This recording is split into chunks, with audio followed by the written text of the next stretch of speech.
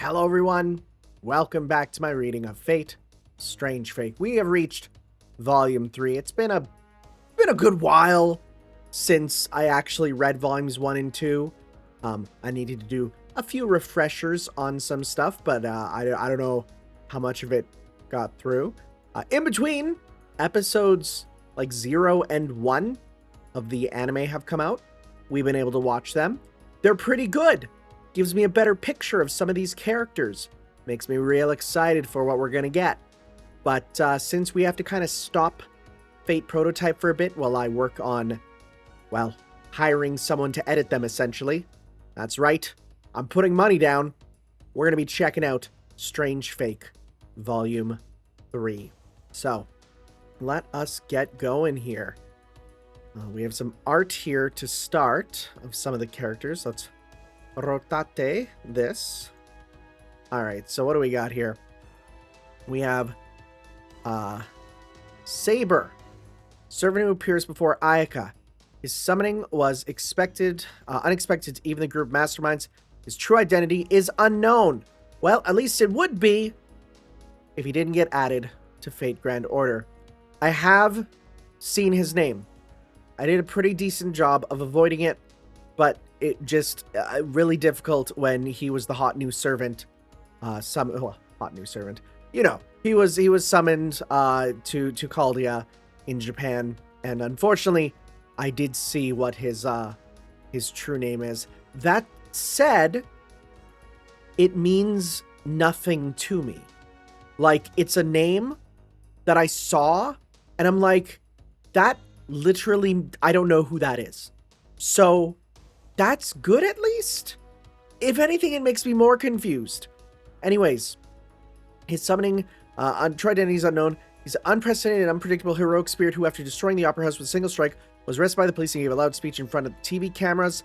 I lived a life where being betrayed, sold out, or abandoned by others was only natural, so please don't go and mistakenly think of me as a good person, alright? I don't know why the text is cut off. Ayaka here, whose text is cut off. Japanese girl wandered into Snowfield in fear of something. She ends up being dragged into the false Holy Grail War, but is saved by a servant in a majestic, I'm guessing, armor, who calls himself Saber. She participates in the Holy Grail War, but she says refused to participate, but says she's on Saber's side. Okay. Huh. Okay. We have another one here, including some people I don't know. Mysterious Bowman. Right, he was wearing a thing on his head. What is this guy? Mysterious servant who sprung a surprise attack on Gilgamesh as if to provoke him. He possesses enough power and skill to easily repel Gate of Babylon, making Gilgamesh acknowledge his strength. He's a servant summoned in the true Holy Grail War. We did hear about this, but we don't know much. Francesca, one of the leading masterminds behind the Holy Grail War in Snowfield. She wears gothic Lolita clothing, has a cute appearance. It's actually a pleasure-seeking cruel magus, and people also called her an old woman. She's colluding with the police chief Orlando and Magus Faldius. Mysterious Horsewoman, the servant who suddenly intervened in the battle between Gilgamesh and the Mysterious Bowman, seems to possess a noble phantasm similar to the Mysterious Bowman used to attack Gilgamesh. Seems to have a past connection to him.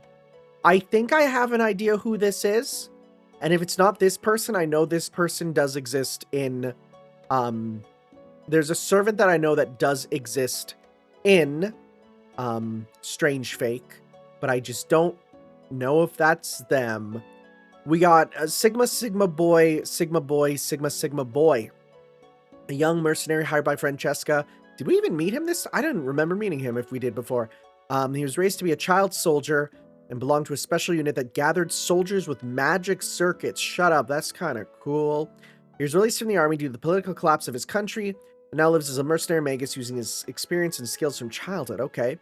We got Basdilo Cordelion, a ruthless magus who serves as a high-rank member of the famous underworld mafia known as the Scradio family. He has no compunctions about killing. He's got crazy eyes. He participates in the Holy Grail War as the master, working on the side of masterminds behind the war, and summons a certain heroic spirit. I'm guessing it's the Bowman. Archer.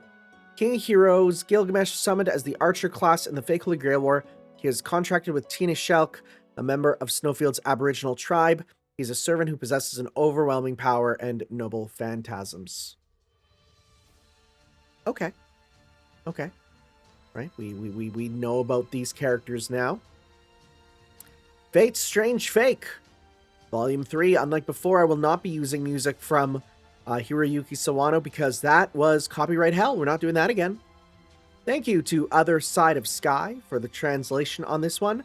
And Humberto Zero, you make some good PDFs, so thank you also for that. Let us get going. Fate Strange Fake. Ryogo Narita. So, we got extra interlude, prologue 8. Okay. Stars Banquet, interlude, chapter, prologue. What? A bridge? What the frick is this chapter order? This is insane. Okay. First off, extra. Okay. Let's get going. That's too much. It's got to type in... There we go. That should be good. Ignore my eyes. Ignore my eyes. Don't worry about it. Okay. The young man's mind recalled words that made him almost nostalgic. Listen well, brother. Those who would take from us, you must destroy. Your parents were taken by people who came from outside.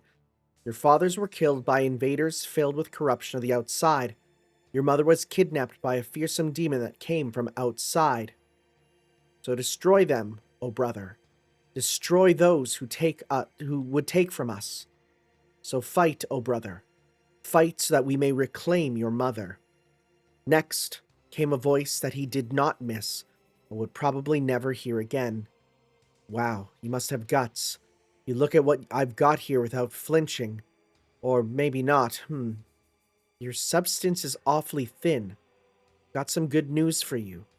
You know those wannabe mages who are calling you brother are all dead? Is this about Sigma here? The young man who had recalled the two voices thought back on the emotions when he had experienced when he had heard each of them. He had simply taken in the words, without anger or sadness.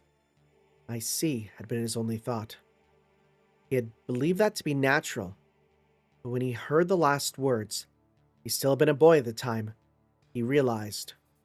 Oh, and your mom died ages ago, in a country called Japan. Realizing that, he, who felt nothing at those jeeringly spoken words, might be just a little off compared to his brethren, who were screaming and wailing around him after being told the same thing. I wonder why I'm remembering this now. The young man walked alone through the wetlands. Military goggles hid his eyes, and he was outfitted with a number of weapons and mystic codes, but something about him felt subtly different from either a soldier or a mage. Oh, of course. As he continued his lone march without enemies or allies, the young man removed his left glove. A design, like a tattoo swirling with magical energy, stood out ominous on the back of his hand. As he surveyed the command seals, the mark of a master in the Holy Grail War, he narrowed his eyes with a hint of annoyance. As the person who gave birth to me died in another Holy Grail War. Oh. Wait. This isn't a world where there's like a ton of them like FGO. Mother died in another Holy Grail War. That could be interesting. Who could that be then? In a proper Holy Grail War, he had heard, the Holy Grail selected the mages who were worthy of bearing command seals. It was supposedly designed so that they could preferentially manifest in members of the three founding families, the Ainsburns, the Makiri, and the Tosaka, but no such partiality was built into the Snowfield Holy Grail War.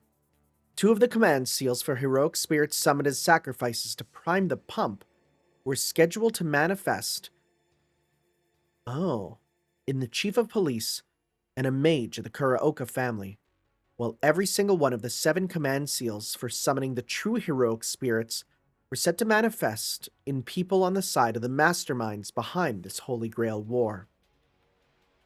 The young man glared wordlessly at his command seals. In his gaze there was neither confusion nor anger, nor joy, no stir or shred of anything that could be called emotion. The young man put on his glove and continued down his lonely road in silence. He was Sigma. It was not a name, merely a sign. It contained no wishes. It was no more than a Greek letter used to differentiate one of 24 similar species. Now that the greater part of those species had been lost, even its meaning as an identifier was disappearing.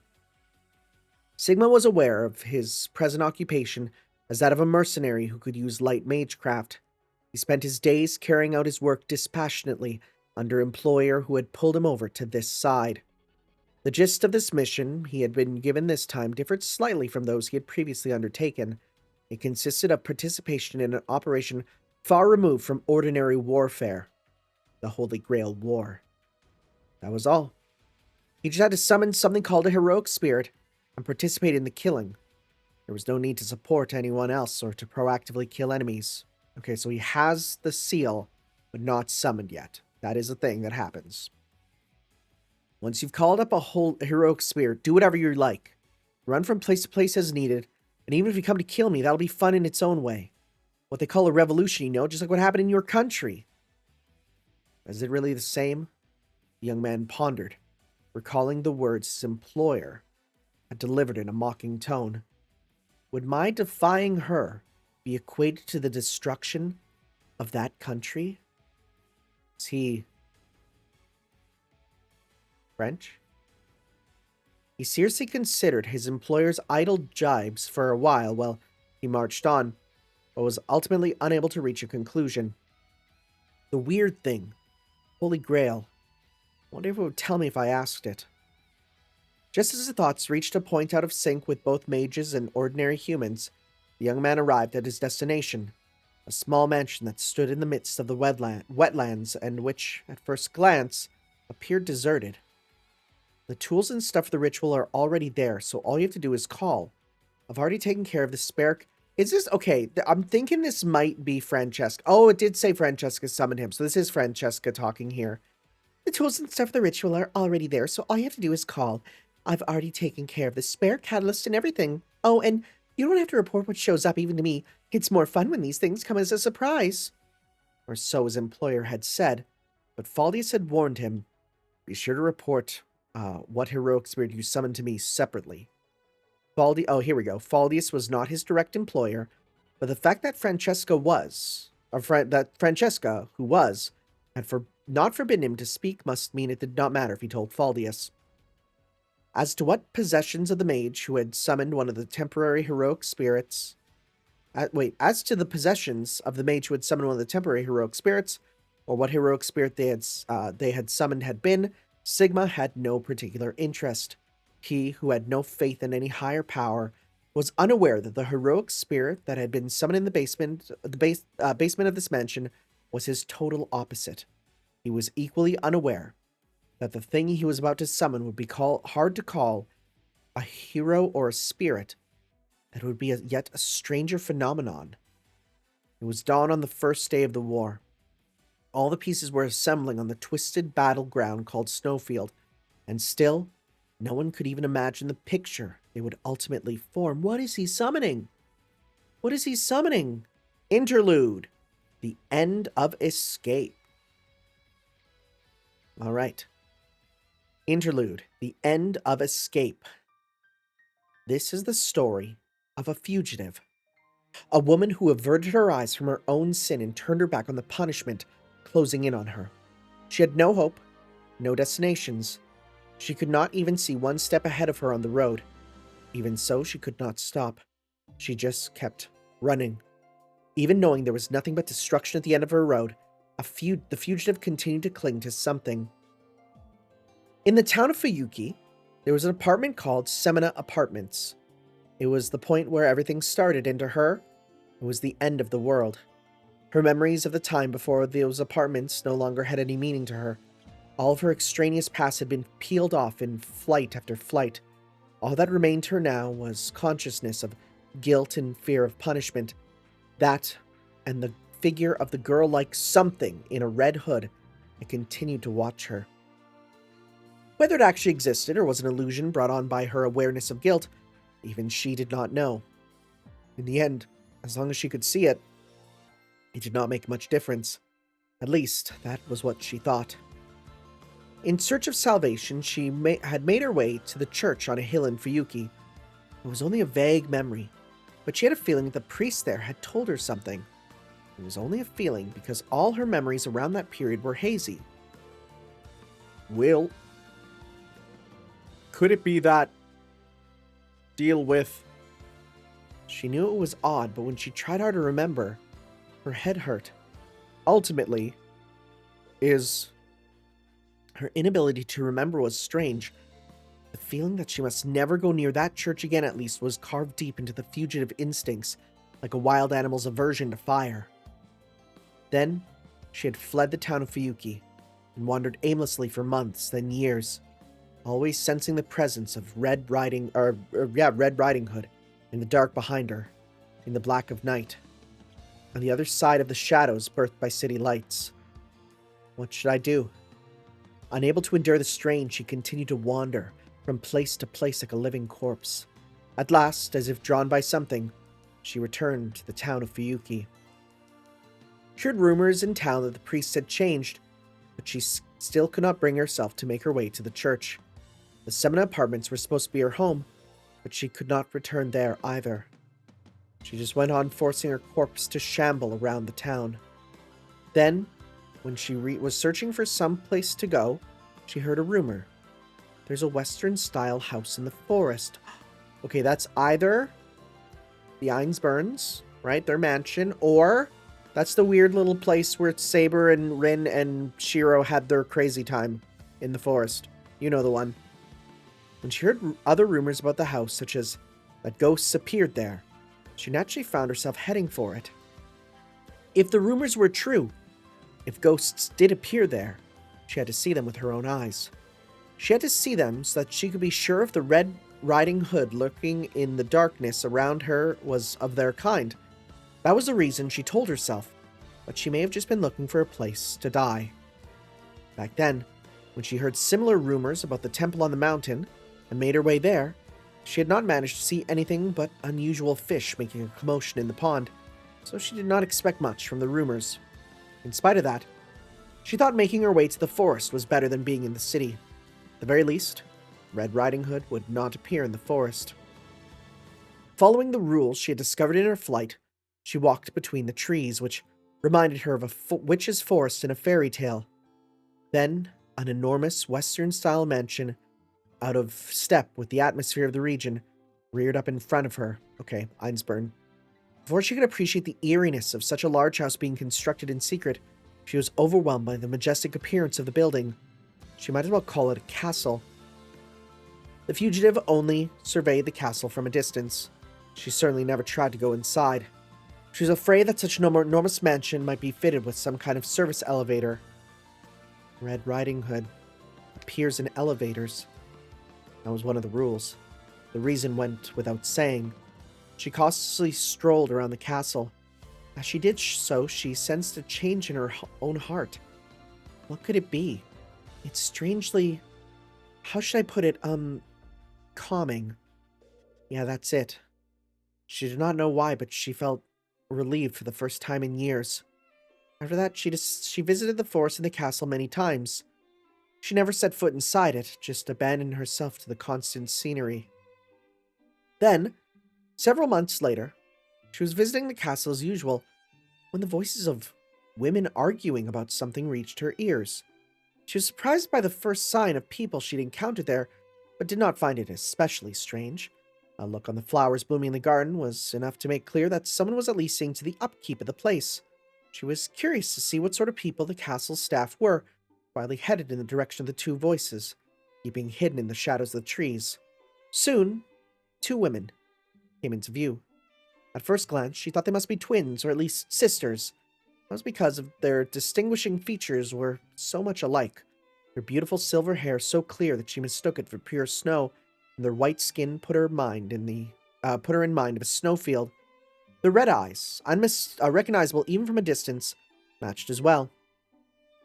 The pair of them appeared to be arguing about something, One seemed to be trying to persuade the other, while the other's demeanor suggested she was merely giving vent to her anger. There's not a sense of scrap in such a thing. Philia! Okay, so this is not the other ones, okay. Philia, what on earth? Enough. I won't rely on you people. I'll see it through myself. Who could they be? Maybe this castle is some foreign billionaire's vacation home, and those two are the staff? The fugitive wondered as she observed the white women. It seemed to her, however, that an aura of difference greater than that of foreigners surrounded the women, almost like they had snuck out of a fairy tale. While the fugitive was busy indulging in fantastic suppositions, she completely failed to notice that she had not fully concealed her presence. Even if it means abandoning the names of Einspurn, I will... At that point, the enraged woman suddenly froze. Who's there? The woman's face, from which she erased all expression as she turned to look at her, seemed incredibly beautiful. And that was as far as she went. Her memories after meeting the white woman's eyes became hazy, just like those of her visit to the church. Probably, she had been placed under suggestion or something of the sort using magecraft. The fact that such things existed was hammered into her head later by the white woman. Are you blank or blank? Unlike with the church, she felt no sense of aversion toward the castle or the white women themselves. What sort of coincidence? It couldn't be blank. It couldn't be so. No, it doesn't matter. The groaning deep inside her brain whenever she tried to remember what had happened then, however, felt the same. She felt sure she had been placed under suggestion or something like that. Or perhaps it was the same as the priest and blank had done to her at the church. There's someone else at the church. Something that had been with the priest. When she tried to remember that being, her brain creaked and the memories blurred. The woman at the castle and the priest. She knew very well that it was those two who had guided her down this path when she had been a mere fugitive. But however she tried, she could not remember what had been said to her when she met them. The hazy black and white memories went on swirling through her brain like split halves of a yin-yang. She did remember one thing that the priest had said to the something beside him. Its fate had piqued my interest. Did you not do the same for me once? And she remembered just one thing the white woman had said to her at the castle. You have no right to choose your own fate. I shall give your life meaning. The word fate etched into the priest's and white woman's statements become a malediction, and in the end, the fugitive had been carried along by her surroundings and put Japan behind her, just as the white woman said. Even now, when the fugitive, Ayaka Seijo, had been drawn into a mystical war in America, she continued to wander in search of answers. How can my crimes be forgiven? What in the world am I supposed to do in this city? America. Snowfield. A nightclub. The basement of a rundown building in the city center. A stage for live musical performances had been erected in the space, which could not be called spacious, and a pastoral melody resounded across it. The tone and melody of the tune, which was blasting out of an electric guitar amp, seemed mismatched at first, but it gradually picked up speed, added a peculiar rhythm, and metamorphosed into a sound suitable to the atmosphere of an electric guitar in a nightclub. It was almost like the melody was being remade to suit the instrument as it was played. Once he finished the tune, the player spoke. There, how was it? The man holding the electric guitar did not match even the initial pastoral music. Oh my god, he's using a guitar. He was clad in magnificent armor, and a breeze from the air conditioning stirred his blonde hair streaked with red. At the heroic spirits, Saber's words, a number of wide-eyed men and women around him launched into a flurry of excited replies. Whoa, you rock! Was that seriously your first time? Amazing. You've got style. I was sure you were an up-and-coming comedian or something. The boisterous men and women all wore their hair in gaudy, multicolored mohawks, and their entire bodies were girded with clothes, piercings, and tattoos of otherworldly designs. They looked like the personifications of the word thorny, but their faces wore friendly smiles. They were all admiring the man who looked, in a sense, the most otherworldly of them all. You expect us to believe you've never played a guitar before? Or so I'd like to say, but I get the weird feeling that you're not lying. I don't want to sound vulgar, but you could get paid for that performance. Saber shook his head, looking pleased but bashful. Well, I can't hold a candle to professionals such as yourselves. This is the first time I've touched one of these electric guitars, but I did learn a stringed instrument similar like it a long time ago. I'm telling you, you're pretty good. Speaking of, what was the name of that tune? I've never heard it before. Oh, once, a long time ago, I made a blunder and got captured, Saber replied, smiling as if it was a fond memory. I just tried speeding up the rhythm of a tune I composed on a whim while I was imprisoned. You mean you can compose too? And you're an ex-con? You're him, right? The guy who got arrested on TV earlier and gave that speech? Saber nodded, a little bashfully, in answer to a question from the woman in punk clothing. You were watching then. Well, my words were too few to call it a speech, but... Wait, did you break out of jail? That's pretty cool! We were merely evacuated in the confusion following what happened at the police station. It is not for me to judge whether or not that's considered a jailbreak, Saber replied courteously, shrugging his shoulders. The gaggle of young people around him grew even more excited. Man, that was amazing! What was that? The explosion, I mean! It looked like the hotel got hit pretty hard, too. Speaking of which, I heard somebody won so big at the casino earlier you wouldn't believe it. A figure leaned its back against a corner of the stage, listening to the young people's conversation without a word. The woman, who was supposed to be a solitary figure, Aikasejo, gave her head a big shake and groaned inwardly. Is this supposed to be my fate? At the end of her fight, she had arrived at the nightclub. She was surrounded by young people dressed in punk fashion, nothing like anyone she'd known in Fuyuki, and a meddling heroic spirit who kept fearlessly stepping over her boundaries. I feel embarrassed in front of professionals such as yourselves, but I've just thought of a new tune. Would you mind if I played? Sure, go ahead. We're looking forward to hearing what sounds jump out too. Thank you. Will you listen closely as well, Ayaka? I'd like to ask your feelings later. She glared at Saber, who had begun to strum the electric guitar again as he spoke. At length, she heaved a sigh of self-reproach, as if to deny the part of her that felt just a little moved by his playing. What in the world am I doing? Oh, this is... Okay, I'm like...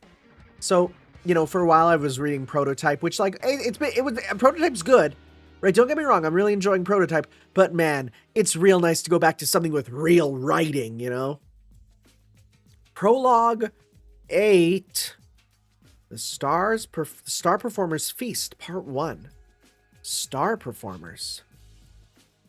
The night before the war. Okay, going back in time a bit. Somewhere in Snowfield. On the outskirts of the city of Snowfield was a small industrial district where rows of factories stood. Deep within the district, practically walled off by enormous factories around it, was a modest meat processing plant. They called me in high school. It only operated seasonally, probably because the local stock raising incident was not exactly flourishing, and few of the city's residents were aware of its existence. The basement of that factory, however, concealed another face, one that had not cleared with the business registry. It was a mage's workshop, constructed within a many-layered bounded field in a subterranean space far larger than the area of the lot. Even the surrounding factories, which appeared unrelated at first glance, were, when one traced the ownership far enough, all ultimately linked to a single organization, the Scladio family. It was a mafia led by Galvaroso Scladio, who had won fame in the underworld for his cunning ability. Although it was called a mafia, it's structured differently from the proper mafia organization that had its origin in Sicily. It was true that Galvaroso Scladio's bloodline had distant ties to the Sicilian mafia, but he had enlarged his organization by joining hands or absorbing a multitude of different organizations, creating a faceless mob unconnected with national borders bloodlines and ideologies. So, of course, there's gangster stuff. This is the author of Bacano. The unusual name Galvaroso was a pseudonym. According to one theory, he had come up with it by crossing Barbarossa, the nickname of the Holy Roman Empire Frederick I, with his own real name. Okay, that's kind of a sick name, though. And he had spread his roots far and wide, deep into the American criminal underworld. Historians of crime, the FBI, and even TV commentators had attempted to rationalize how this man who had boasted that he would recreate the Holy Roman Empire in America, hi, red flag, that's a huge red flag, don't do anything with him, had actually amassed enough political and economic power to justify calling himself emperor, but not many knew the true reason. He had patronized a large number of mages, not saints. Patronized a large number of mages over a wide area, both in and out of the country's borders. Mages who lost turf wars with other families, mages who had gone bankrupt, their fortunes unable to keep up with quests for new heights of magecraft, mages who had been driven out of their original lands as heretics, mages who had been loudly expelled from public society as criminals or considers nuances and burdens in magical society, and even some mages that had knocked on his door of their own accord. He had become patron to all mages in a wide variety of circumstances and supported their activities, not only with the direct donations of money, but also furnishing them with land and using his public power to remove the mages who had previously occupied it. A little political pressure or violence was nothing to a powerful mage. When it came to ruffians with knowledge of suggestion and mesmerism, as well as sniping and court orders, however, the number capable of completely defending themselves was naturally limited. Even a famous clock tower lecturer or a mage known in their field would require a specialized mystic code to defend against an unexpected bullet, unless they are of such a high ability that they are capable of handling the situation with the power of the crest alone. Otherwise, even a mage could die all too quickly. Even a mage could die all too quickly to a chance encounter with rioting hooligans or a random attack on the street. Ordinarily, such a case would have been viewed as a problem by the clock tower in the church and immediately crushed. By the time the subject of the Scladio family came up for discussion, however, they had already obtained a degree of power in the magical society. But would a collection of mages really band together to protect a criminal organization? There were many who doubted, but the mages, under the protection of the Scladio family, did, in fact, make free use of their power to defend their patron. The greatest reason for that was that Galvaroso took no interest in the fruits of their efforts as mages. Not only would he not steal the fruits of their labors, he would not even pry into the nature of their researches if the mage did not wish to disclose them. The mages simply told him what they needed, and the Scladio family did not hesitate to provide it. This sounds really nice, actually. I don't trust it. Many of the mages, accustomed to this one-sided relationship, felt that their path to the root, their ultimate objective, would be closed if they lost it. Only a very few of the mages felt any obligation to the Scladio family. Most voluntarily aligned themselves with the organization after rationally considering their own interests as mages. As a result, the Scladio family displayed unparalleled rapid growth in the underworld. There were other organizations that knew of the existence of mages and turned their hands in that direction. Most of these, however, attempted to rule mages with force and ended up being used themselves or even destroyed by elementary suggestion and the like. Ultimately, the Scladio family had attached itself to a division of the government and gained enough power to get involved in the Snowfield plan, enough power to nominate one of the mages, who was to be a master in the fake Holy Grail War. And this evening, the doors of the meat processing plant opened, and several men stepped into the cold air inside.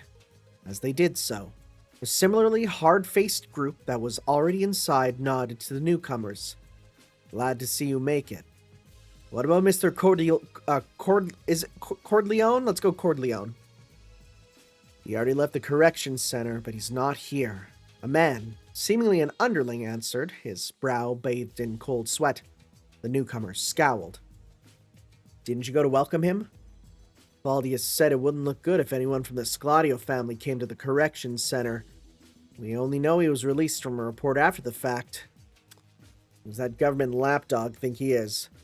I'm sorry. The younger guys are out looking for Mr. Corleone as we... The sharp sound of something being crushed cut off the rest of the words. In unison, the men looked in the direction the noise had come from. The roof of the plant. Smashed window glass tumbled, sparkling through the air. A man fell with it, seemingly clad in its radiance, clutching a lump in each hand. What? The things in the falling man's hands were 2 human heads. Not severed heads, however, their bodies were still attached. The 2 bodies fell through the window, the man pulling them down with him, and within a few seconds they were smashed against the concrete floor. Blood spit from their mouths, but apparently they had still been alive. Or apparently they had still been, not so much anymore. The man who dragged the pair through the window slowly rose to his feet, heedless of the fact that several drops of their blood had splattered on his face.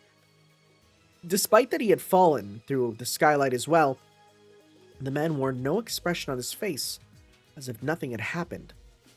A shiver ran down the spines of the hard-faced men in the plant where they saw the man's face illuminated by the moonlight that filtered in through the broken window. They had been overpowered by the man's eyes, which were a deeper darkness than in the darkened plant. The man wore black gloves and an air of severity. His eyes, however, were completely lacking in humanity. There was a light in them close that in the eyes of a bird of prey or carnivorous beast. Rather than targeting prey, however, they gave the impression of freezing hearts with their glare alone. They're not the eyes of a cold, emotionless killing machine like hitmen sometimes have. If the machine had just one emotion, the urge to kill, it might get eyes like that. Galvaroso, the boss of the Scladio family, had put it. This was how piercing the distinctive gleam in the man's eyes was. He appeared to be in his 30s or 40s. His features themselves may have been well regulated, but that monstrous piercing gleam in his eyes seized the soul of any who stood before them. The hard-faced men, however, were not afraid of that gleam. They knew that the man's insides were far more frightening than his piercing glare. Mr. Corleone! The man whose name had been called did not return the men's stares. He just reached into his pocket. When they saw what he took out, the men lying on the floor widened their eyes. What? One of them started to say something, but no words came. Round after round fired from a handgun fitted with a suppressor, each accompanied by a muffled thud, destroying the prone bodies. Even after he confirmed that the 2 lumps of meat had completely stopped moving, the man did not relax his guard. He continued to stare down at the door, gripping the handgun tight. Mr. Corleone? Who are they? One of the men who had been in the plant from the start asked, his whole body breaking out in a cold sweat. At that, the man called Corleone spit out a voice so deep it might have sounded from the depths of hell. His gaze remained motionless. Flies. Flies, sir? Perhaps someone let a whiff of meat get out. Their sense of smell must be up to the task. Must have been up, rather. The man's manner of speaking caused the men to look at each other in surprise. You mean they were another mage's spies, Mr. Corleone? After your command seals? Clean them up. Yes, sir. The hard-faced men, apparently subordinates, hurriedly set to work cleaning up the corpses and blood splatter. There are more outside. They erected a barrier to keep anyone from seeing them, the man added matter-of-factly. What? How could there be so many? The hard-faced men felt fear because they were surrounded by hostile mages, because they had committed the blunder of completely failing to notice. There are 36, the man declared. 36 here, and 30 outside. Take care of them quickly, he continued to his dumbfounded subordinate. Yes, sir. What? There are only 2 corpses on the floor of the plant. Are they up there? There be another 4 corpses on the roof? A hard-faced underling assumed so. I was wondering how to get them down, when more muffled thuds echoed. The instant they all looked up, the man's gun spit fire, and air holes opened in the craniums of the 4 men who had entered just before him. What? The men who had been in the plant from the start tensed, uncomprehending. Mr. Corleone, what are you? I don't mind them taking me lightly. Huh? But this plant belongs to the Scladio family. If they thought they could enter this sacred place with disguises like that, it was a grave insult to Mr. Scladio. They weren't worth taking alive. The next instant, the faces of the men who had become fresh corpses began to distort, revealing entirely different ones. They must have been enemy mages disguised as allies. Were their real comrades still alive? Or had they already been disposed of? Once you've finished cleaning up the meat, come downstairs. The man who had slaughtered more than 30 mages in this short span of time addressed his subordinates without any change in his complexion, as if to say he would not give them time to consider such questions. I have the catalyst. I'm going to summon the servant. Snowfield. Somewhere dim. Basil Corleone. On the surface, he's the CEO of an industrial waste treatment company. Behind that, he's one of the leaders of the Scladio family, Faldius Dioland recited. And this Francesca. And behind him, he's the massacre mage Bastilot, the Scladio toxic shark. The girl sitting next to him, Francesca, cut in. His behind. What? His behind's behind isn't his front. What? Oh, okay. I see what she's saying. Confusing. His behind's behind isn't his front. It's another side entirely. It's things like this that make life fun. It's merely troublesome. What are those nicknames? There's nothing about a toxic shark or a massacre mage in my files. That makes sense. I just gave them to him. I see. I'm glad to hear it. Faldius gave Francesca, who was happily flapping her legs on the sofa, a sidelong glance. He's suspected of being concerned with more than 120 murder cases, he continued, looking at the documents in his hand. In all of them, however, the evidence is insufficient. Apparently, they managed to put him away on a collection of misdemeanors. In the first prison he was sent to, however, 3 guards and 26 prisoners went missing within 6 months. He claimed the whole prison for the Scladio family. Must have been hard work cleaning that up. Maybe he picked people they could cover up to disappear. Sounds like he more or less pays attention to the magical secrecy for Scladio's sake. He might actually be using their infamy as a gang to cover up on his being a mage. Although his career as a mage is about as violent as you can get, he comes from a lineage adapted to a rather twisted school of domination. Magecraft that focuses on dominating not only others but oneself. It apparently differs from physical reinforcement. The details are unclear. He may also be versed in a school of the Far Eastern folk magic the clock tower holds in contempt, etc. Don't etc. I want to know. Faldius narrowed his eyes as he went on reading the materials as if tired. He is suspected in connection to the murders of several mages, was apparently being watched by the Department of Justice Administration. As a result of the incident, however, he had a confrontation with Sponheim Abbey, the middle of which he came under the protection of the Scladio family. Oh, Sponheim. You know, I hear they were a mess. I hear they were in a mess just then because of the next abbot going missing or something like that. Otherwise, not even the Scladio family would have covered up for him, Francesca cackled. I'm still opposed, Miss Francesca, Faldius griped. I mean, bringing in a man with this many enemies into the Holy Grail War, going as far as releasing him from prison, if we're not careful, it could bridge the gaps between the Clock Tower's factions and bring them all together on us. Even if that is still within expectations, we could still come under fire from directions we can't guess at. You could say that, but the others are pretty similar. Sigma and Little Doris, the daughter of the Lucendra family of reinforcement mages from the far north. Canada? Please. Please. Please give me Canada. Entered the country illegally.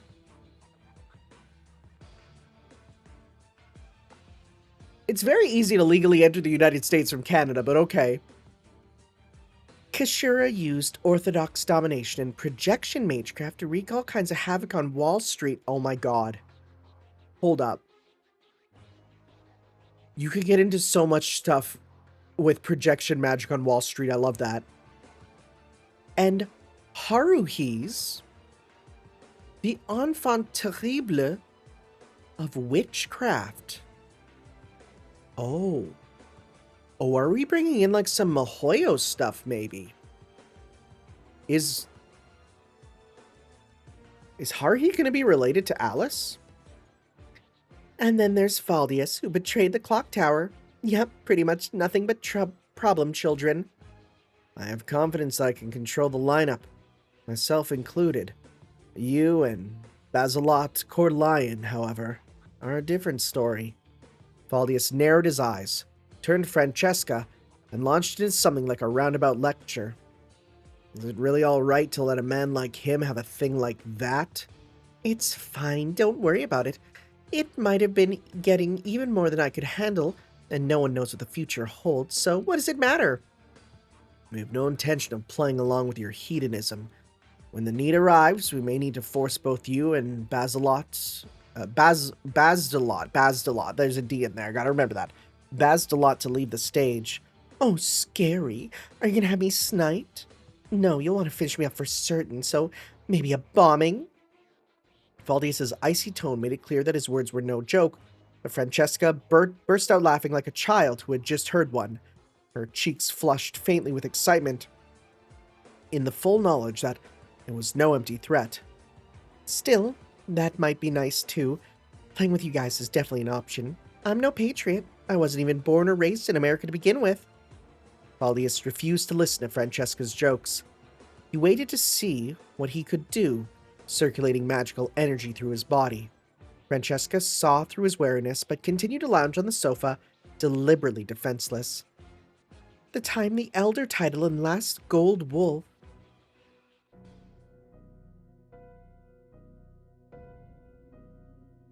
Elder title and last gold wolf. Is that Beowulf? Huh. What? Huh. Is it? The time the Elder title and the last gold wolf wrecked each other was what decided whether a country would sink or swim in all.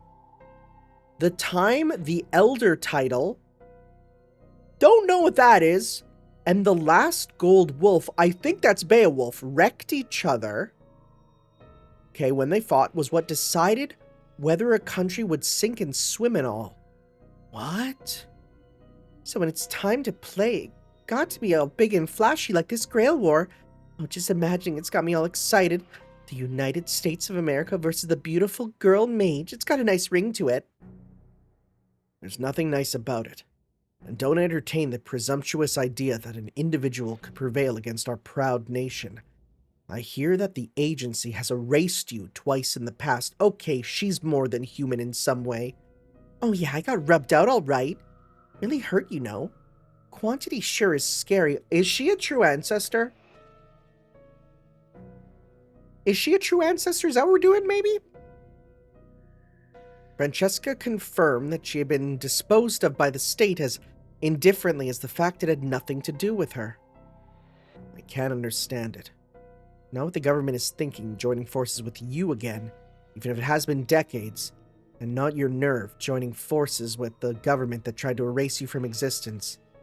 It means your superiors think that highly of me, and I don't sweat the small stuff. That's all there is to it. Besides, I'm used to having my body killed. I believe I understand your mode of existence, but that's still an unbelievable statement. Getting my body killed is no cause for despair or anything. In the first place, only one person's ever really killed me. Well, plenty of people have killed my body, but I think I can count the number of people who've made me say uncle.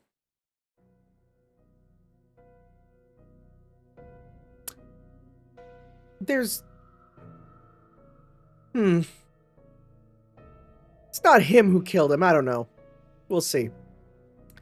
She stared into space as if reminiscing about the past and loudly gnashed her teeth as she laughed. Let me see.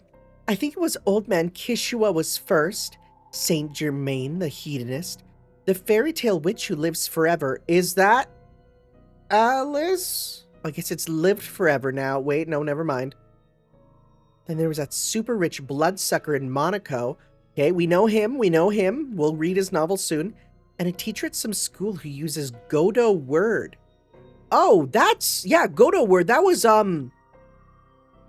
that's from Garden of Sinners. Yeah. And speaking of teachers, they were also my masters in magecraft and... Oh my god, I see a name down there. The litany of names and words made Faldius, who was versed in every secret corner of magical society, wonder if it was some kind of joke.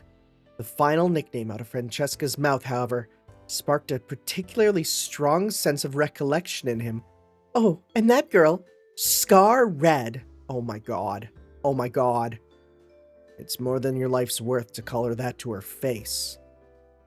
The peculiar name, charged with both scorn and awe, belonged to one of the clock tower's greatest mages, a genius puppeteer who far outranked Faldius and Rongal.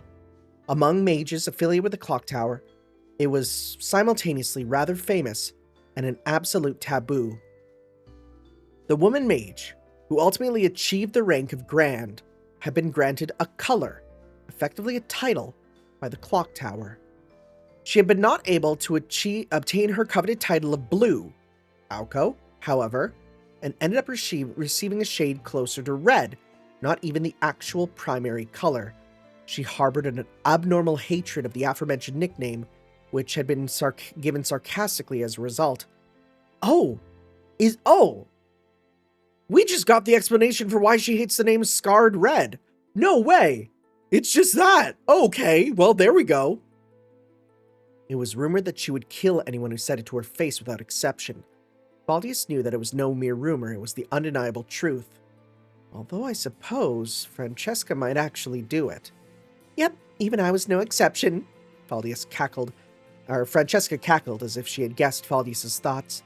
I said it to her face, and I ended up getting killed a whole bunch of times. After her laughter had subsided, Francesca puffed up her cheeks and looked a little cross. It was really awful, you know. You see, she's stubborn and crafty, and she smashes people's workshop and swipes whatever strikes her fancy, and even when you turn the tables and kill her instead, she just activates the blank built into her body.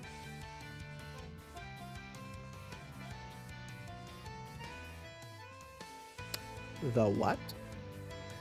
And then comes back acting all innocent. Are you talking about her mystic eye?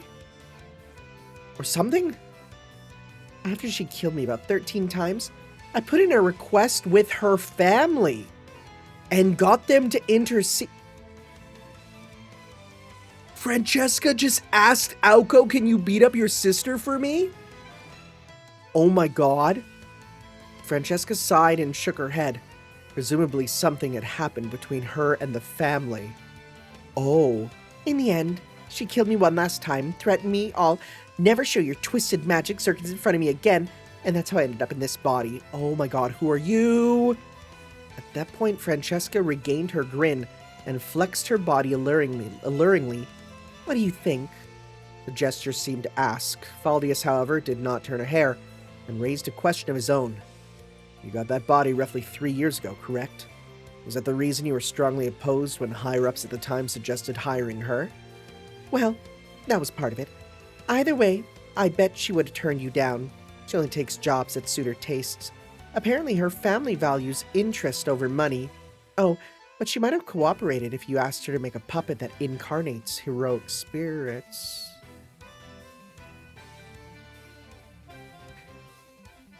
Sorry, that raises so many potential questions and theories. What are we talking about? Okay.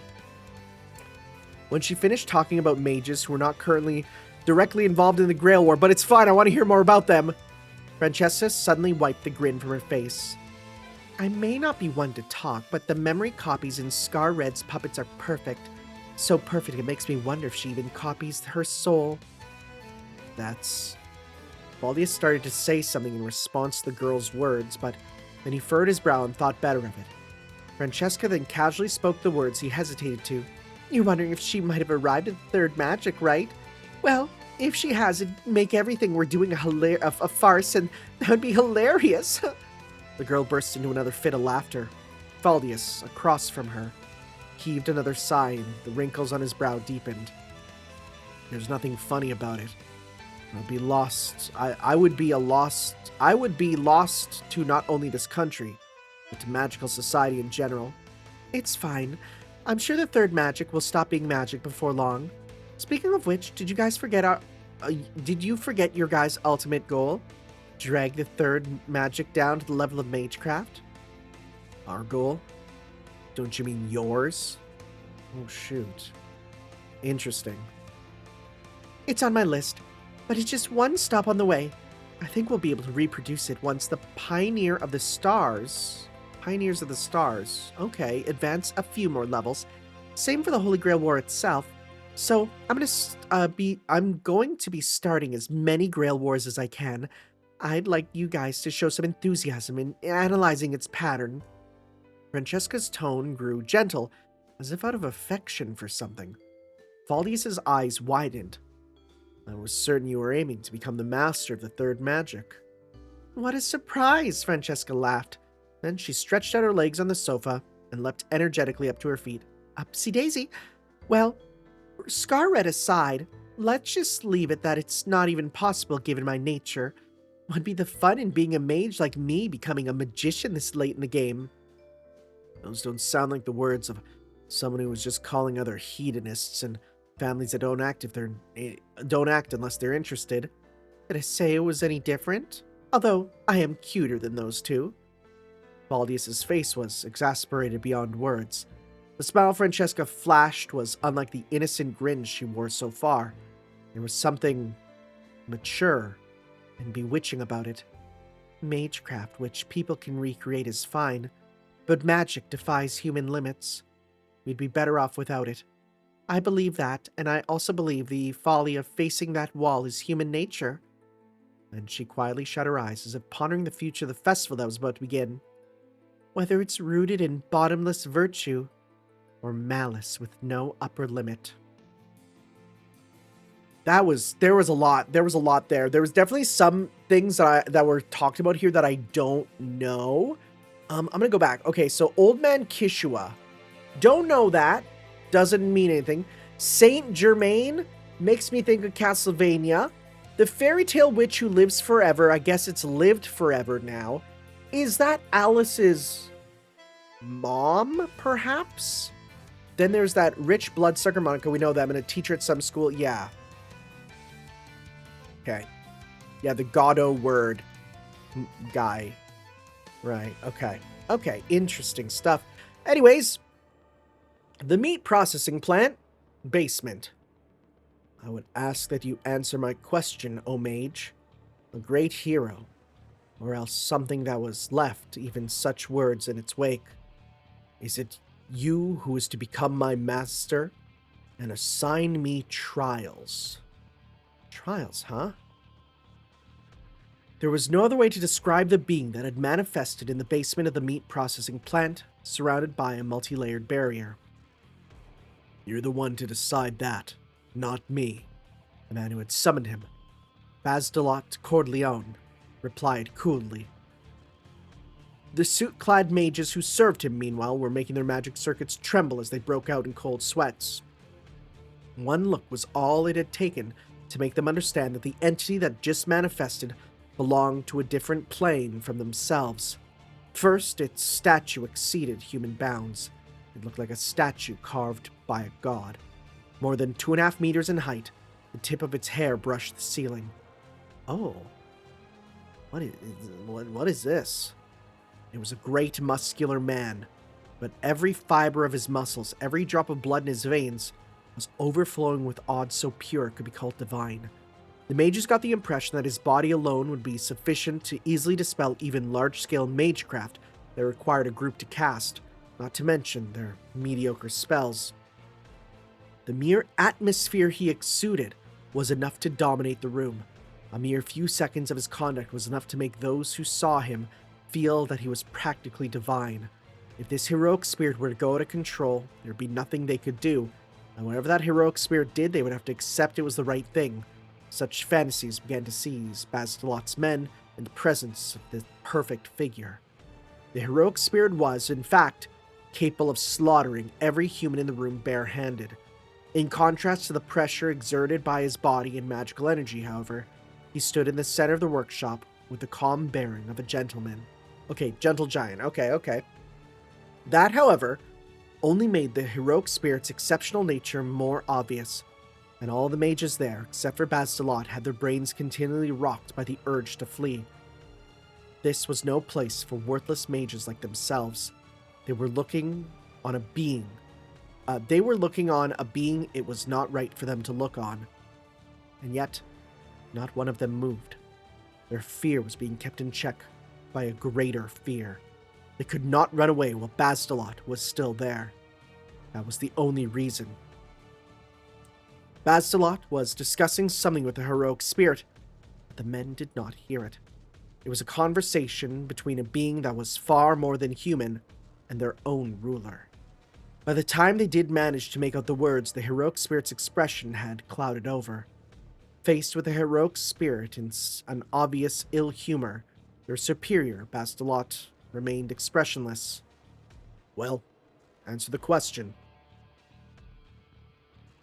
I asked you if, in order to achieve victory in battle, you could kill a small child with your own hands. I could not. If any person would order such a thing, that person is my enemy. Oh, these are very different people. A solemn voice flowed from the lips of the expressionless hero. Are you testing me? An invisible pressure caused a wind to gust through the workshop as he spoke. It was pure might, not magical energy. A presence so weighty that an ordinary human could hardly help losing their life from suffering it head-on robbed the mage of their freedom of movement, the mages rather. If you speak thus, knowing my origins, I judge that you have taken your life in your own hands. From the perspective of the extraneous mages, those words, delivered with such force, sounded like nothing less than a death sentence. Only fear mixed with... I jumped ahead. They prepared themselves to become collateral damage, and yet they felt no hatred for their superior, only fear mixed with resignation. That superior, unfazed in the pressure that threatened to crush him, room and all, returned the hero's glare with the inhuman gleam in his eyes and gave his answer. Naturally, I threw my life away long ago. Then he held his right hand aloft, making the design on its back shine. By my command seal, I order you. Foolish. The heroic spirit shook his head, judged that the man intended to impose his dominance by means of a command seal. Restraints effected by the means of a command seal were merely momentary. He knew that... Oh, really? Wait, what? Okay, that's new. Thought it was permanent. He knew that he could easily shake them off with his own magical energy. Even if he was ordered to kill himself with all three command seals. He judged that 3 suicides more or less would not pose a problem.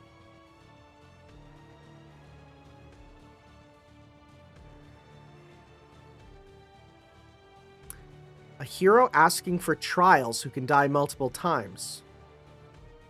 You don't think... Who's tall... and like a... Oh. No. We'll see. Okay. He decided, however, that if the attempt would teach the mage the futility of binding him with command seals, and help him to understand his place, it would not prevent the mage from wasting one seal. Yeah, sure, do it. He can get it off eventually. The heroic spirit was too noble. Had he been the type to stick at nothing in the face of danger, he would have smashed the mage's head or sent it flying before he finished activating his command seals. In fact, if he had been summoned as rider or assassin, Oh, this is a guy with multi-class. He probably would have done that. When summoned as one of the three knights as he was now, however, his aspect as a faultless hero. Okay. Handed down in epics came strongly to the fore. Accordingly, he had taken on a dignity that resembled a form of chivalry. That fatal chink in the armor of that great hero, beyond human understanding. Wait, let me try that again. That created a fatal chink in the armor of the great hero beyond human understanding. For the order barked at him by means of a command seal was no demand of loyalty. Do not make excuses. Wow, that's crazy. The hero let out a startled cry as one of Bastilot's command seals shone, and its potent magical energy began to eat its way into his brain. Impossible. Even including past Grail Wars. The hero's magical energy was top class. The witches of the Age of Gods be one thing, but no modern mage should be capable of interfering with his mind. But although it was through a command seal. Command spiel. Give us that. Put a spiel in a little military hat. Something in the mage before his eyes had begun to jolt his brains. The hero recalled that he had experienced a similar gnawing sensation once before. Something of the same kind was being loosed into him by the man before his eyes.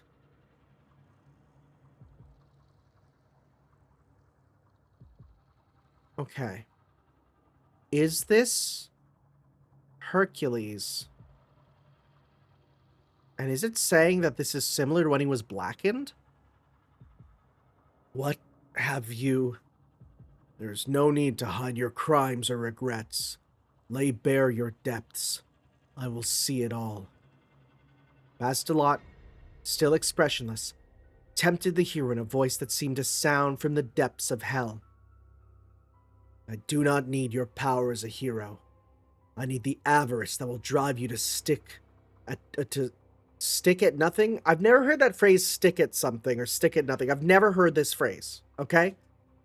I need the avarice that will drive you to stick at nothing for the sake of your goal.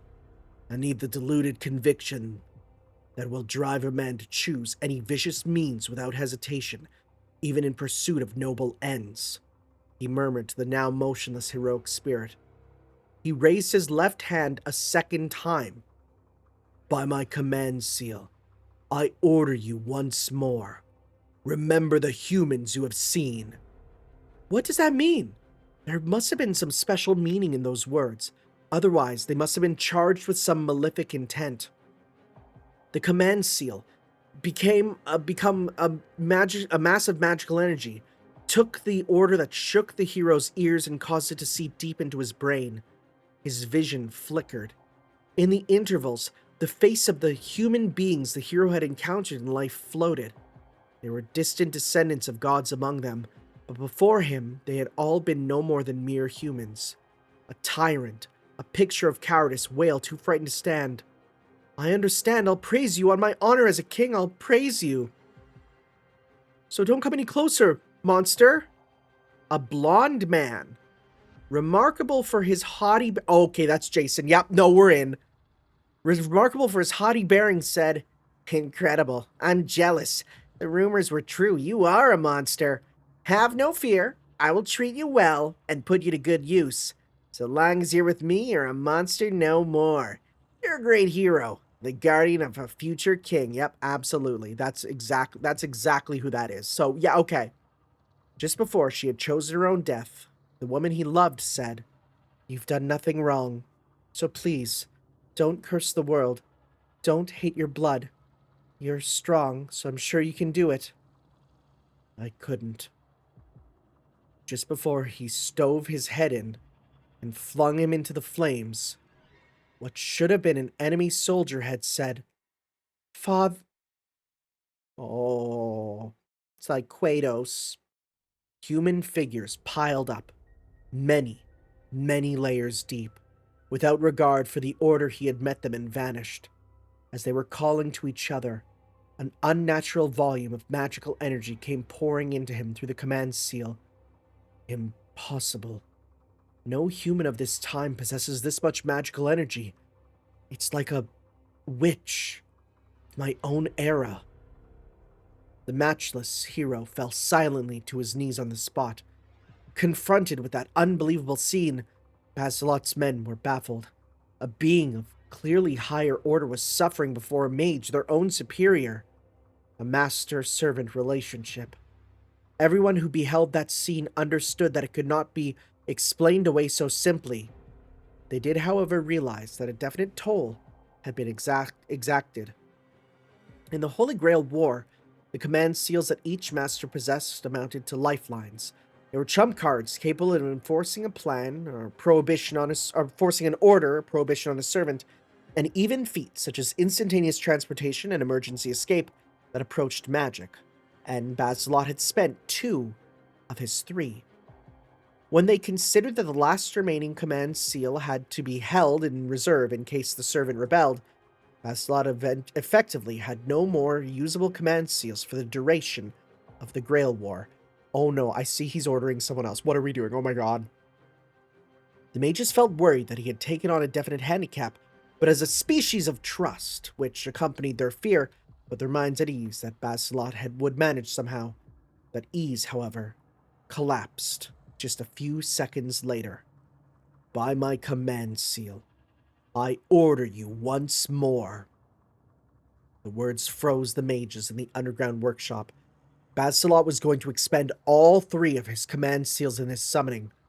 Faced with their superior committing an action so foolish that even a child, if they were familiar with the Grail War, would not do, the mages prepared to die for this time for certain. The heroic spirit, meanwhile, also resolved himself as he held back the magical energy worming his way into him. This mage is dangerous. He did not see Basilot expending his final command seal as folly. He had realized that, although it did not show in his expression, the mage was taking his life in his hands.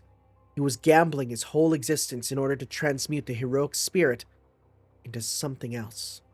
Whatever orders he gives with his final command seal, I must eliminate this man. Even the heroic spirit was not able to grasp the nature of the power eating into him. If he was not careful, however, this corrosion could spread to the other heroic spirits who had been summoned for the Holy Grail War. Even as he desperately suppressed the curse from his own lifetime welling up inside him, the great hero remained noble. I must stop him. I must stop the wicked tyrant who would dominate this era. Even as the mental pollution passed a point that would likely drive most servants mad, this great hero still reached out his hand not to defend himself, but for the sake of the other heroic spirits and inhabitants of this era who he had not yet even met. He did not care if he was called unprincipled. He did not care if he was called a mad heroic spirit that turned his hands on his own master. The man famed as a hero among heroes was determined to throw even his own honor to the wind and slay the mage in front of him for the sake of someone he did not see. Then, just as he had shaken off the mental pollution and his hand was about to reach the mage's neck, Basilot spent his last command seal, as if to sneer at the hero's nobility. Accept human nature, the robe of earth. What does that mean? What does that mean? Everyone in the workshop, except for Basilot himself, saw it. The moment that Basilot had expended all his command seals, another reddish-brown tattoo peeked out of his left cup and began to squirm like a ghastly creature. What's going on? In the gloom. Well then, if you'll excuse me, I've got to start preparations for my own summoning. Sure, I don't mind. I want to take my time watching Artie get summoned on my own anyway. She said Artie before, yeah. She wanted Arthur, but probably Artoria. Francesca said, flapping her legs.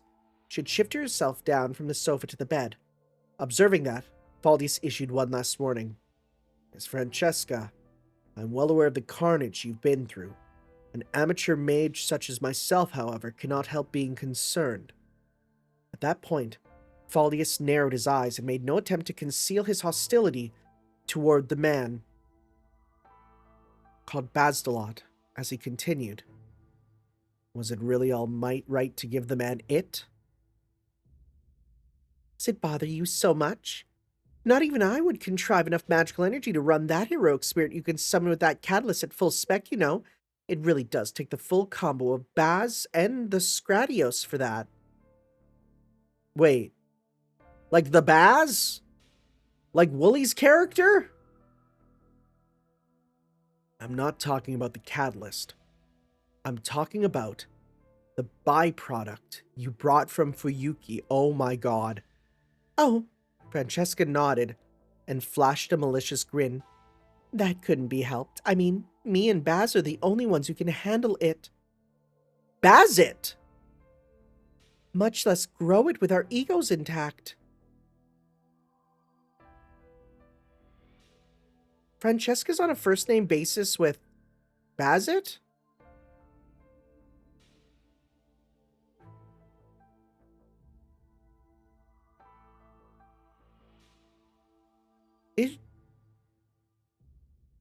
Is she...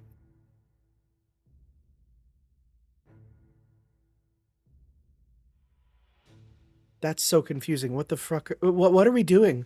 Okay. Me and Baz are the only ones who can handle it, much less grow with our egos intact, and I don't want to always be touching... I don't always want to always be touching that repulsive mud. Ha ha ha.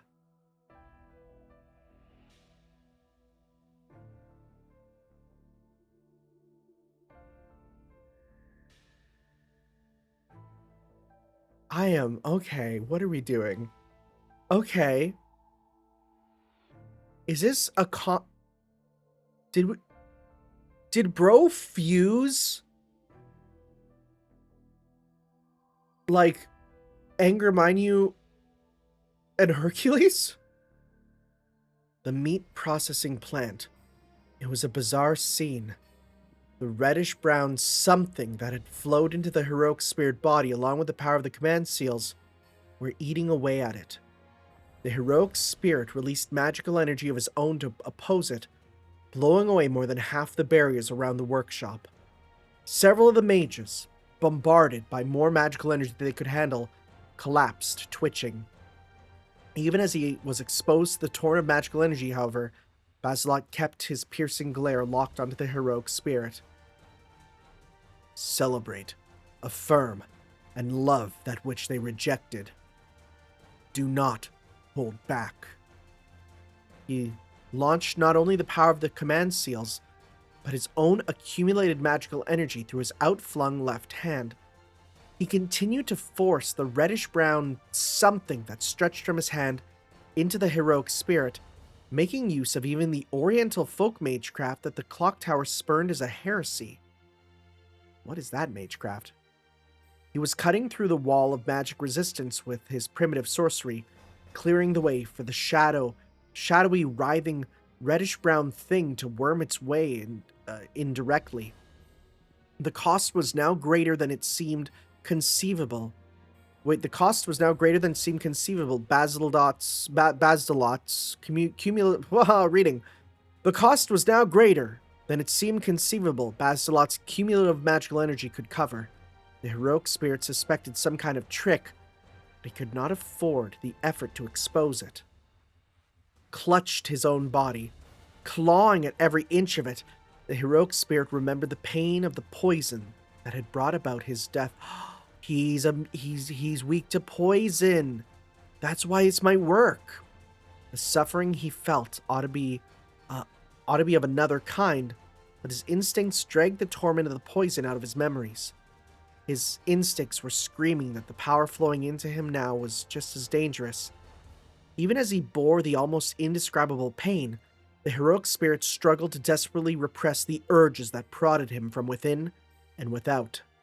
The next instant, however, the mud Basilot had sent into him had intervened with the curse he had harbored within him as karma, and the kneeling heroic spirit let out a bellow that shook the space itself. I'm guessing that's a berserker scream, yeah. As if in sympathy with that roar, a dramatic change took place in his body. Just as it seems the heroic spirit's full body had enveloped in reddish-brown mud, the muscles dropped from his thick, burly arms. His height shrunk almost 50 meters, as if his very skeleton had Wait, no, Bazdalot. No, wait, no, it's not Bazit. It's Bazdalot. Okay, never mind. Okay, I missed that for some reason. Her calling him Baz. Okay. I was confused, and with everything going on, and with the connection to Hollow actually. Okay, never mind. Okay, I just realized that. Okay, it's fine. Right? His height shrunk 50 meters as if his very skeleton had contracted. The mud-like something that coated his body became a dye and stained the hero's skin reddish-brown. Then, the other type of power that had intertwined with the mud formed a white pigment and marked his chest with a radial design like a scar from his having his heart gouged out. As he did it, the hero's scream suddenly stopped, and he rose silently to his feet as though nothing had happened. How did it feel to get rid of it? To rid yourself of excess? That's interesting when you consider Samurai Remnant even. Bazdalot asks coolly, his left hand still raised. From now on, that mud should give you power to make up for it. The heroic spirit stared wordlessly back at him. The pass is already connected, but I'll ask first. Bazdalot stared at the heroic spirit who, although shrunken, was still a head taller than himself. His tone was indifferent. I ask of you, are you my servant? After a brief lapse of silence, the heroic spirit answered, Why not? He spread the cloth that had been wearing on his shoulders and draped it over his head so that it concealed his face. In order to achieve my revenge, I will use you. Wait, is this him saying it? Okay. In order to achieve my revenge, I will use you. When you lose your value, I will twist your head off with my own hands. Having donned this bizarre outfit, the heroic spirit delivered a disturbing pronouncement in a voice so intelligent. Oh, okay. It was difficult to believe he had been on the verge of madness. Why do you hide your face? Bazdalot asked. Naturally, he still wore no expression. A precaution that the works of man never enter my sight. Oh, I see. So that cloth is its skin. If you can move freely like that, it's not my problem. That is the way of it. Either way, I have no intention of exposing my face to the world, not until I use the Holy Grail to purge my true name. Whoa! The heroic spirit claimed that he would use the Holy Grail to erase a name. We got art here, yeah. Huh. When Bazdalot heard that strange declaration, he grunted, then brought a hand to his chin and mused. In that case, what should I call you? Your original nature has altered so much. Alternative. Why don't I call you Altar? Oh my god, it's the Hercules altar. In response, the heroic spirit gave a shake of his head and uttered his name. He had changed completely since he had been summoned, yet the name he spoke was his origin. My name is... Okay. Beginning with the events at the meat processing plant, a number of heroic spirits descended on Snowfield last night. At roughly the same time, Saber materialized in the Opera House. Some accomplished the summoning as they had planned, some called up heroic spirits they could never have predicted, some lost their lives before they even got a chance to see what they summoned. While the masters and heroic spirits they had summoned played with each other's fates, the fake Holy Grail War, whose full complement of heroic spirits had already been summoned, gave itself to a brief period of slumber, in order to submit themselves as medals of honor to the victors who sought them, with a feast of heroic spirits that swallowed the town for a lullaby.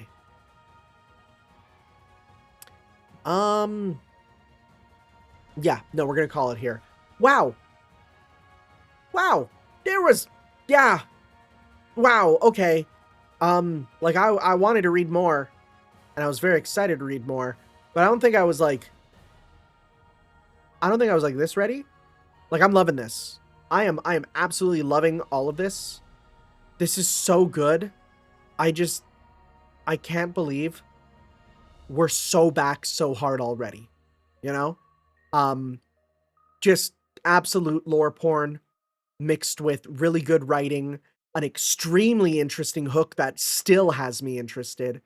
We'll be reading some more of this, guys, next time as we move on to the next interlude, The Passion of the Nameless Soldier, and some more next time. I'll probably do a lot less 2-hour videos and a lot more like hour and a half ones, just to keep up the pace and make sure I don't burn out. So we will see you guys next time for some more Let's Read Fate Strange Fake. Ciao. Yo.